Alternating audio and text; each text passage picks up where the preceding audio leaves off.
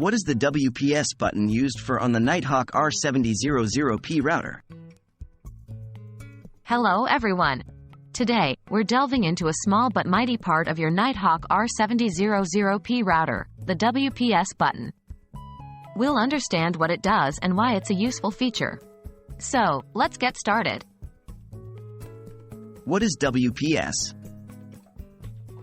The WPS button on your Nighthawk R7000P router stands for Wi-Fi Protected Setup. This feature is designed to simplify the process of connecting devices to your wireless network.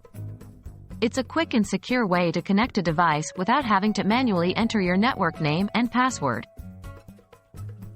How to use the WPS button on the Nighthawk R7000P router? Using the WPS button is easy. Press the WPS button on your Nighthawk R7000P router and within a 2-minute window, go to the device you want to connect and select the option to connect via WPS. The device will automatically connect to your network without requiring you to manually enter the password.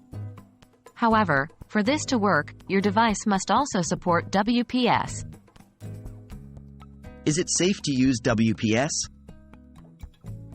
While the WPS function does simplify the connection process, it's important to know that there are potential security concerns. If an unwanted user within your Wi-Fi range tries to connect while your WPS is activated, they could gain access to your network. That's why it's recommended to use WPS only when necessary and immediately deactivate it once your device is connected. That's all there is to the WPS button on your Nighthawk R7000P router. We hope this guide has been helpful in understanding this feature. Remember, while the convenience it provides is great, always be mindful of potential security risks and use it responsibly. Happy browsing, folks!